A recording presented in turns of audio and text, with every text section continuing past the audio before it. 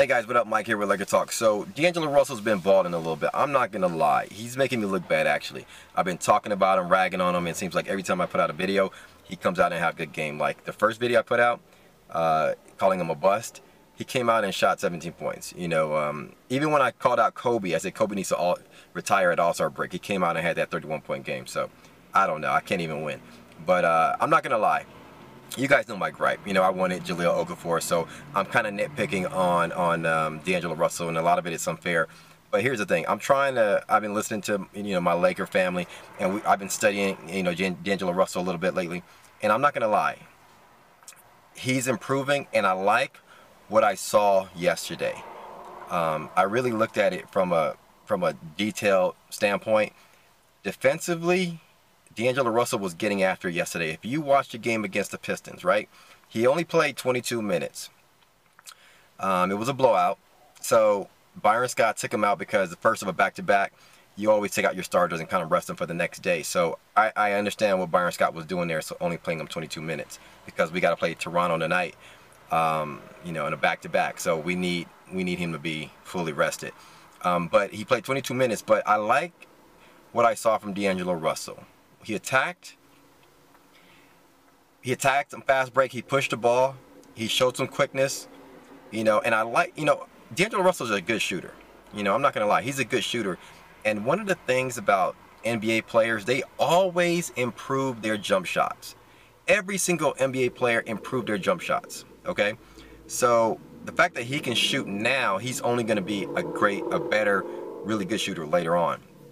But here's the thing what I like about D'Angelo Russell is I liked his defensive effort yesterday. Okay, if you watched the game, he really got after it. He was in a defensive stance pretty much all the game. He was aware. He had active hands. He was moving his feet. He was sticking with opponents as they ran through picks and things like that. He even switched off several times where there was a pass to the open shooter and he switched off. It wasn't his man, but he ran out and got his hands up. So it seems like somebody is talking to D'Angelo Russell about being active defensively. He's not going to be a great defender. Only great defenders are those who are very athletic, that can contest shots at all angles and go after defensive players like Jimmy Butler types, Kawhi Leonard types. Those are the really good defensive players. So he's not going to be really good, but he doesn't have to be. No guard has to be. He just needs to be active, with his hands and kind of aware on what's going on and switch out on picks and pick up players and things like that. So I like what I saw from D'Angelo Russell. Also, he gets his shots. For a rookie, he has a lot of poise, and I like that he gets his shots within the flow of the offense. So I like what I'm seeing from D'Angelo Russell. I'm gonna leave him alone now. I'm not gonna talk about him. I always say he's like an 8th to 15th round or 15th overall pick. He's playing like a 7th overall pick right now. So I'm not gonna lie. And guess what? I have never said that I liked Moutier over D'Angelo Russell. No, I don't like Moutier. I like Russell over Moutier. I never liked Porzingis over Russell. My guy was Jahlil Okafor. Okay, that was my guy from day one. So that's my thing. And Jahlil Okafor right now, he's struggling, meaning mentally upstairs over the last week or so. He's been worried about all his bar fights and street fights, so he's all messed up. I think once he clears his head, he's going to be right. But that was my pick. But D'Angelo Russell, you know what? I'm going to give him credit where credit is due, and I'm not going to talk about him. He is showing some poise. He's showing some improvement, and I really like what I'm seeing from our young guys. Russell, Clarkson, and Julius Randle. Man, I don't know what we're going to do about Kobe Bryant. Kobe Bryant is killing us right now.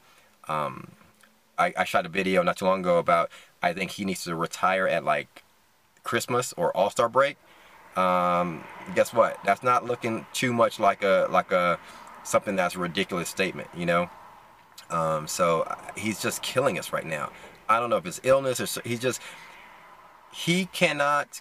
He's going to continue to shoot the ball 20 times, and it's going to stump all of our young guys' growth. Even D'Angelo Russell, he's kind of starting to flourish right now. I think right now it looks like D'Angelo Russell is ready to break out. He's ready to show the world and get like a rookie player of the week type of award because he's showing that he wants to get after it. It's kind of like he's ready to say, you know what, I'm made for the NBA. I'm a little bit better than some of these guards out here that I'm playing with, these other veteran guards, and I want him to. I really want Byron Scott to give him about 40 minutes a game, not on back-to-backs like blowouts, like yesterday, on the first of a back-to-back. When you're getting blowout, Byron Scott did right. Take your starters out and play the bench so that you can save their legs for the next day. But pretty much throughout the, he should be getting on an average about 37 minutes. DAngelo Russell, that is. He should always be in there. One, it's going to get him in better shape, and he's gonna be able to put up more shots. I want DAngelo Russell. I'm waiting for the day for him to be the one to take more shots. He has a really good shot. He should be taking about 20 shots a game. 20 shots. Him, Clarkson, and Julius Randle. Those are our guys. And so I think if he stays after it defensively, that's going to really help us point guard wise. And get this, guys. I don't ever complain about a guard getting blown by another guard. It is very difficult for a guard to stay in front of anyone. Okay, like if you're defending a guard and he crosses you up a little bit, puts his shoulder on you, there's really no way to defend that going to the rim. You need help. Or you're gonna foul the guy, right? Or kind of like swipe at the ball. So when you see like DAngelo Russell gets blown by sometimes on some of these faster guards, like Reggie Jackson yesterday did it a few times, I don't complain about that too much. It's about when it's a half-court set, staying in front of guys, moving your feet, and really being active, with hands and things like that. So that's what I expect from DAngelo Russell, and that's what he showed yesterday, and that's what I was impressed with. Like a lot of people used to always talk about Derek Fisher being slow and getting blown by Tony Parker and things like that. Derek Fisher was one of the best defensive guards out there. I don't know what people were talking about. What they're complaining about was, when he gets set, Derek Fisher always fought through picks, and sometimes you would have, like in the playoffs, Tony Parker blows by him, sets a pick and he blows by him and things like that. But that's hard for any guard to defend, right? Derek Fisher was the only guard I knew that stayed in front of people, took charges, and broke through picks, and was always active defensively. So I don't know what people were talking about there, but I like what I saw in DAngelo Russell in terms of being defensively and being active, having active hands and moving his feet and things like that yesterday. So very promising there. So I'm going to leave him alone. And here's the thing. I'm going to voice my opinion when I call it, and I'm going to say when I'm right. I'm going to say when I'm wrong. Like, I was wrong about, there's a lot of players I was wrong about in the league. Like, I was wrong about Trevor Ariza when he came out of UCLA. I think it was a second rounder, but he was like a one-and-done player, and I was like, Trevor Ariza, you are not a one-and-done player. But guess what? He turned into a really good player, helped us win a championship in 2009. I was wrong about that. I didn't think Russell Westbrook was going to be a 45-point scorer, somebody who can put up 45 a game or here and there. No, but he turned into that beast.